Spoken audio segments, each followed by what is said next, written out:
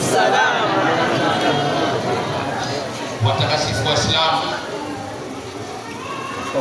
na mshukuru Mwenyezi Mungu ambaye yeye ufalme wake umetukusanya hapa kwa ajili ya kuweza kufurahikia kuondokewa na mgeni wetu mtakatifu, mgeni aliyekuja kwa ajili ya kutuhurumia na kwa ajili ya kutuzidishia yale ambayo tuliyoyafanya. Rehema na amani ziendelee mbele ya mjumbe wetu ambaye ni mtume wetu Muhammad sallallahu alaihi wasallam. Hapa nimeambiwa kwamba nisimame nao kwa dakika 5. Inshallah nitaomba radhi kukaa, kwa sababu wakati mimi nakuja nilikuja na bishekati wa wilaya ambaye ni makamu bishekati wa taifa. Ni bishekati wa wilaya, lakini kwa mfano wa Mwenyezi Mungu bodi imemuinua kuwa ni makamu bishekati wa taifa, maana mikoa yote 27 ya Tanzania yeye ndiyo mwenye nafasi. Kwa hiyo nitamuomba radhi, yeye kiongozi wangu mkuu, yeye kwangu mimi nafasi ambayo alionayo nafikia hatua nasema ni kubwa wangu, lakini naamini kwa heshima ya kikao hiki kimeniteua kuwa mimi tayari ndiye mwenye kufuti, na maana mwenye kufikia hatua za mwisho. Mimi sitokuwa na mengi ya kuzungumza kwa Uislamu. Kwanza kwa utaratibu, hotuba aliyotuzungumzia Al-Hadi haikutakiwa tena kuwekwa hata nukta, haikutakiwa kabisa. Kama tutaweka nukta, basi ni kwamba sisi tumekuwa ni mdhabadhabina baina dhalika la yu'minu ma wala yasluka. Ukishaweka nukta ukajaji hutuba ya Al-Hadi, mtu ambaye kwa uwezo wa Mwenyezi Mungu ameona mahala ambapo aliponazwa Saidina Muhammad sallallahu alaihi wasallam. Sasa kisha paona alafu katoa aya, wewe unasema hivi ile ikoje? Basi wewe ni habara mansura.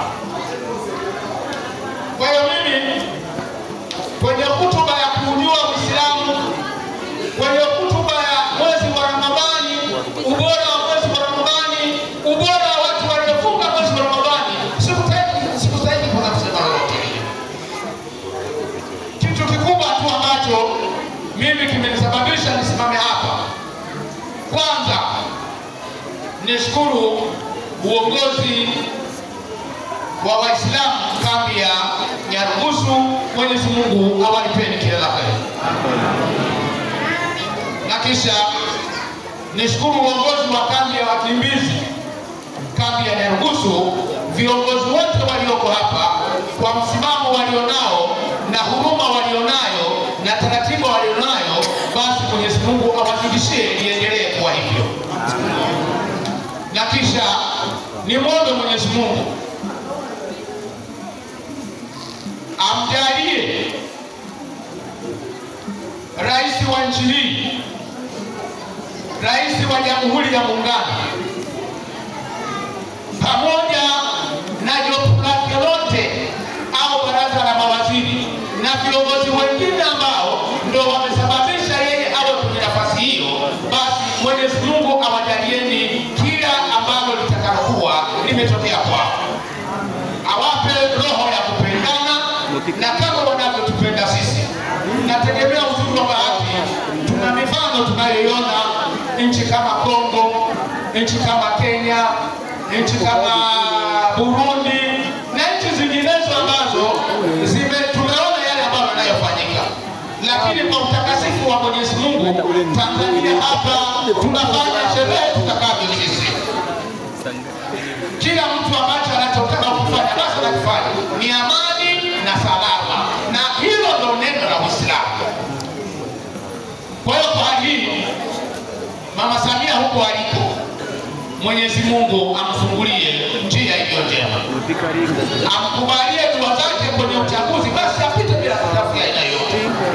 Na sisi pamoja na kuwa tumeambiwa tusichague, lakini siku ya uchaguzi wake Mwenyezi Mungu atutilie hidayah, tukae pamoja tumuombee dua aweze kupita kwenye uchaguzi wake, sisi tuendelee kuwa salama katika nchi ya Tanzania.